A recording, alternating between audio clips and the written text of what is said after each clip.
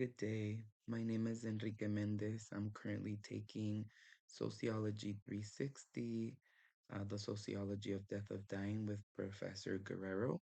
And this is my media project that I will turn in. I decided to do it on the death of my father, which relates to a few concepts that I read from the book. So I created a table of contents, starting with the introduction, which is a previous slide I did. This would be the table of contents. Third slide will be the song discussion, where I'll discuss, the concepts and how it relates to the death of my father. The fourth slide would be images connected with the concepts I selected.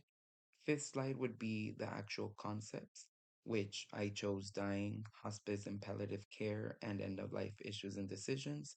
Sixth slide would be conclusion, and seventh slide would be references. I wanted to talk about my song selection. So for the song that I selected, is called Remember Me. The version I like is by Miguel and Natalia Lafourcade. So in reality, it reflects how death is not just an ending, but a transition where relationships continue through remembrance. That's something that is portrayed in the song. When it comes to hospice and palliative care, the focus is mainly on keeping the person comfortable, having dignity and emotional support. Just like the song's message, it's a gentle message of reassurance and presence. The lyrics really highlight the fears people often face at the end of life, such as maybe feeling alone or forgotten, maybe, and respond with the idea that love endures. And for the end of life decisions concept, I think the song mirrors the importance of choosing peace and meaning over prolonging suffering. So just being comfortable through the end of life and just, deciding what's going to be best for you if you have no cure, like in the case of my father. Um, it also suggests that what really matters most is how a person is cared for and remembered. uh, that's how it ties to the song, reinforcing that even after the death, connection remains through memory and love. And so that is why, every time I listen to Me, or when I see the movie Coco, I get sentimental because it brings back a lot of feelings. And I, wanted to share a few things that remind me when I listen to the song. So even though my dad is gone, he's still with me in my memories. um his love, for example, didn't end when he died. I feel like it stayed with me, all the memories, the being a child and just having a great time with him. um I remember that I keep his memory alive by talking about him and remembering the good times, just looking back at pictures and videos that we used to make. Something my dad would say to me that he wouldn't want to be forgotten. So that's part of the song, He always told me, like, just don't forget me. Um, Also, the song reminds me that remembering someone is a way to keep them close.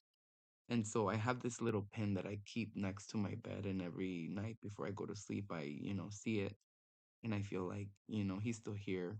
It reminds me of the little moments we shared that I never want to lose, obviously. And even now that I can't even see him, I feel like our connection is always going to be there. So those are the concepts, and how I tied them to this song. In this slide, I want to tie the images with the concepts I selected. I'll start with the end of life issues and decisions. So during my dad's process as he was passing, we had to do legal paperwork to his wishes. I became his power of attorney. And one of the hard things that, we had to go through was deciding what he wanted the last months he had to live. And so it was just from if he wanted to stay here and be buried here in Mexico, all the paperwork, the lawyers that we had to hire, so I can, make medical decisions for him when he was no longer gonna be able to. And so it was a lot going back and forth. I didn't post any pictures because everything was mainly legal, but for the most part, it was just communicating with him. respecting, what he wanted for his end of life. The next one would be hospice and palliative care. I did include a couple pictures. So when at the hospital when he was diagnosed with stage 4 pancreatic cancer, followed by a few others where he was on hospice. So um, the one where he's wearing the Adidas shirt, he was already, declining. Um, on the top left, the picture, he was already, this was 2 days before he passed. And then the picture where I'm holding his hand is, the day of the passing. Lastly, I did want to add that while he was in hospice, our goal was mainly to keep him comfortable. We came to an agreement that that's what hospice meant. It was really hard for him because he really didn't understand, and at the beginning, it was just a shock for him.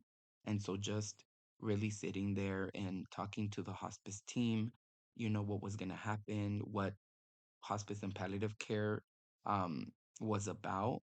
And so it was really hard, but through it all, we had him comfortable the whole time. Um, they really couldn't do anything to, revive him because he was on DNR.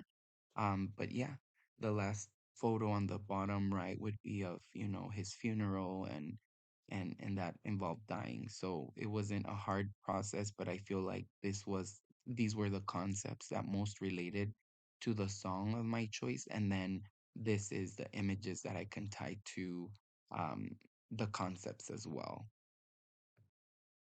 So these are the concepts and why I chose them. First concept was end of life issues and decisions. Second one was hospice and palliative care. And the third one was just death and dying, I believe. And so I did talk about them in the previous slide, but I'll tell you a little more about them, just as it pertains to, my father's situation. So my dad's experience with cancer, it involved a lot of difficult end of life decisions that focused more on his comfort and dignity than trying to cure the illness. With all of this, also were like legal decisions we had to make, like making his testament and all of that legal stuff. Um, Basically, as his condition got worse, his care shifted right away. It was like within a 3-month period. It shifted to palliative care. And there the goal was to manage his pain and help him feel as comfortable as possible.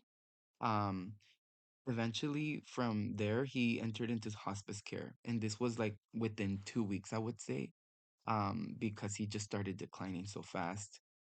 This meant that we were focusing more on keeping him peaceful and surrounded by family instead of continuing aggressive treatments. In this case, he didn't want chemotherapy or anything like that. We made a lot of hard choices, like stopping certain medical interventions and just honoring what he would have wanted.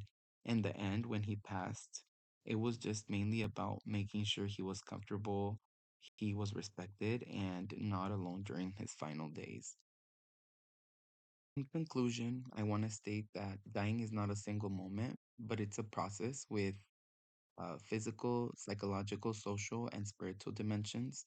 Dying is also it's a deeply human experience and biological process that is shaped by society. Those who are dying experience different stages, like the awareness of dying, adjustment, and acceptance. And I learned that palliative care focuses on keeping the body comfortable with no pain, no curing disease, can be given in any stage of the serious illness, like they did to my father, for example, and also comes with spiritual, psychological, and emotional support. This was from the hospice company we hired. My father was placed in hospice right after being diagnosed with stage 4 terminal pancreatic cancer. And I learned that end of life decisions involve complex choices about dignity, medical intervention, and autonomy.